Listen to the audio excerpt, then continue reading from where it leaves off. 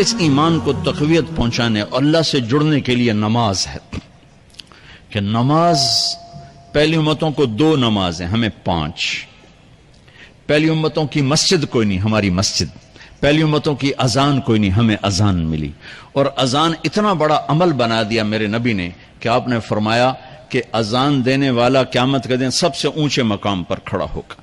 حضرت علی فرمایا کرتے تھے کاش میں اللہ کے نبی سے حسن حسین کے لیے مسجد نبوی کی اذان مانگ لیتا. یہ حضرت علی فرمایا کرتے تھے. اور جنگ قادسیہ میں مؤذن زخمی ہو گیا تو اذان دینے کے شوق میں سردار آپس میں الجھ گئے، کہتا میں دوں گا، کہتا میں دوں گا. پھر قرہ اندازی ہوئی جس کا نام نکلا اس نے اذان دی. حضرت عمر فرمایا کرتے تھے اگر میں امیر المومنین نہ ہوتا، اگر میں خلیفہ وقت نہ ہوتا تو میں مسجد نبوی کا مؤذن بننا پسند کرتا. کسی کو اذان نہیں ملی، ہمیں اذان. پہلا مؤذن بلال بنا. پہلے مؤذن اللہ نے بلال کو یہ عزت عطا فرمائی. دنیا میں یہ ہے اور آخرت میں یہ ہے کہ میرے نبی نے فرمایا کہ جب جنت میں جانے کا وقت آئے گا نا تو جنت کی میرے لیے سواری لائی جائے گی. میں اس سواری پہ بیٹھوں گا تو اس کی جو وہ رسی ہوگی نا وہ ایسے نیچے گر جائے گی، یہ نیچے گرے گی. اس رسی کے یعنی اس کی جو لگام ہوتی ہے نا وہ نیچے گرنے کا مطلب ہے یہ ایسے نیچے گر گئی. اب نیچے گرنے کا مطلب ہے کہ اس کی ڈرائیونگ میرے نبی نے نہیں کرنی. کوئی آنے والا ہے، کوئی ڈرائیور آنے والا ہے جو رسی پکڑ کے چلے گا، کوئی کوچبان آنے والا ہے جو اس کو پکڑ کے چلے گا. رسی کا گرنا ایک انڈیکیشن ہے کہ کوئی نصیب والا اب آئے گا. جب آپ کی سواری کھڑی ہوگی رسی نیچے ہے تو اب سب کی گردنیں ایسے ہوں گی، کون سب قیاس کر رہے کون کون کون. اللہ کی طرف سے اعلان ہوگا بلال کو بلایا جائے. بلال بلال تو بلال آپ کی سواری کی لگام پکڑیں گے اور آپ نے فرمایا کہ سب سے پہلے میں جنت میں جاؤں گا اور بلال میرے ساتھ ہوگا، میری سواری کی لگام پکڑے ہو جائے گا. تو ہمیں اذان ملی، کسی امت کو اذان نہیں ملی. ہمیں 5 نمازیں ملی، کسی امت کو نمازیں نہیں. 2 نمازیں، ایک فجر کی 2 رکعت، عصر کی 2 رکعت. باجماعت نہیں، ان کو اپنی کتاب یاد نہیں، ہمیں قرآن یاد ہے. میرے مدرسے میں ایک بچہ اب ماشاءاللہ امریکہ میں وہ پڑھا رہا ہے، اس نے 30 دن میں قرآن یاد کیا. صبح یاد کرتا تھا، شام کو تراویح میں سناتا تھا. میرے مدرسے کا بچہ ہے، صبح بیٹھ کے مغرب تک پورا ہے سپارہ یاد کر کے اور عشاء کو تراویح میں سنا دیتا تھا. اللہ نے میں ایسا قرآن دے دیا کہ 1 مہینے میں بھی یاد ہو جاتا ہے. 3 دن میں بھی ایک بزرگ نے یاد کیا، 3 دن میں قرآن یاد کیا. اللہ نے ہمیں قرآن کی دولت عطا فرمائی. پڑھنے کے لیے 5 نمازیں عطا فرمائی، تہجد کی نماز عطا فرمائی، اوابین کی نماز دی، اشراق کی نماز دی، چاشت کی نماز دی. نماز کے کتنے دروازے کھول دیے.